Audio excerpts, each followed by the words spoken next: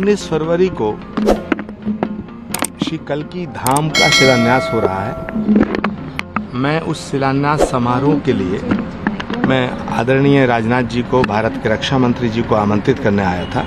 आज की मुलाकात का और कोई प्रयोजन नहीं है, कोई राजनीतिक दृष्टिकोण से इसको ना देखा जाए।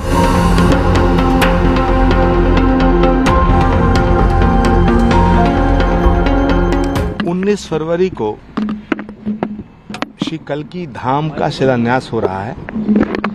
मैं उस शिलान्यास समारोह के लिए मैं आदरणीय राजनाथ जी को, भारत के रक्षा मंत्री जी को आमंत्रित करने आया था।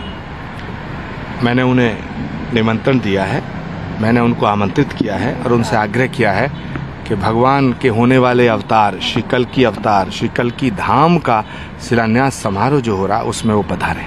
जी सर, कुछ सोर्सेज ये कह रहे हैं कि आपका ऐसे आके मिलना और जिस तरह के स्टेटमेंट्स आपके रहे हैं तो आप जल्दी बीजेपी भी ज्वाइन कर सकते हैं।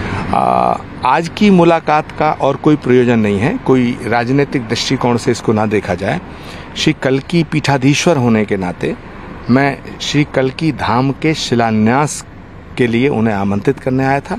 मैं माननीय प्रधानमंत्री जी को भी मैंने आग्रह किया है, उन्होंने आने की स्वीकृति दी है और हम लोग चाहते हैं, देश के करोड़ों सनातन धर्म को मानने वाले चाहते हैं कि जिस तरह माननीय प्रधानमंत्री जी ने भगवान राम के मंदिर का काम किया है और उसका भव्य मंदिर बन के तैयार हुआ, उसी तरह श्री कल्की भगवान के धाम का शिलान्यास भी माननीय प्रधानमंत्री जी करें। उन्होंने मेरी प्रार्थना को स्वीकार किया है और आज मैं रक्षा मंत्री जी को आमंत्रित करने आया था। लेकिन सर जिस हिसाब से अगर दूसरी तरफ बात करें, आप मंदिर और राम मंदिर की बात कर रहे हैं, तो ज्ञानवापी भी एक बड़ा मुद्दा चल रहा है। तो ज्ञानवापी को देख के किस तरीके से जो सब चीजें चल रही हैं, दूसरी तरफ जो मुस्लिम पक्ष हैं उनका कहना ये है कि उनका कोर्ट जो है वो एक तरीके से बायस्ड हो रहा है, उनका ये बातें भी कहनी है। देखिए, दुनिया में भारत एक ऐसा लोकतंत्र है जिस पर सवालिया निशान नहीं उठाया जा सकता है।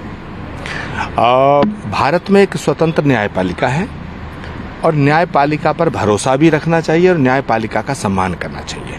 भारत में रहने वाले अगर किसी व्यक्ति को भारत की न्यायपालिका पर भरोसा नहीं है तो मुझे लगता है उसे भारत में रहने का अधिकार नहीं है। तो ज्ञानवापी में सर पूजा पाठ होनी चाहिए, आप ये संत मानते हैं?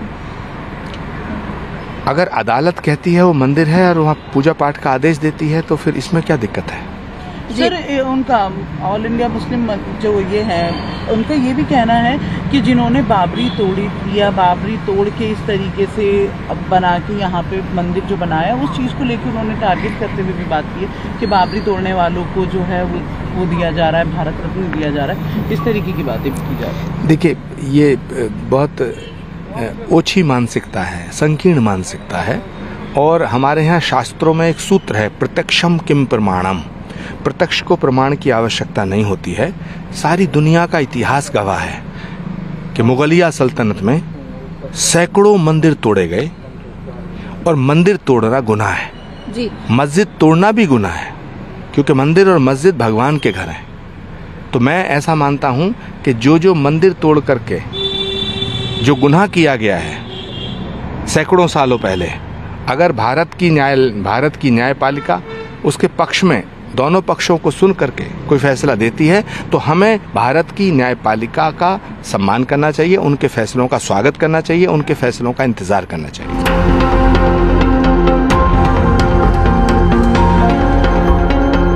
हंगामा टाइम्स की तमाम खबरों को देखने के लिए हंगामा टाइम्स को सब्सक्राइब कर लीजिए और बेल आइकन दबा लीजिए। अगर आपको ये वीडियो अच्छा लगा हो तो लाइक बटन प्रेस कर अपनी प्रतिक्रिया हमारे कमेंट बॉक्स में देना मत भूलें।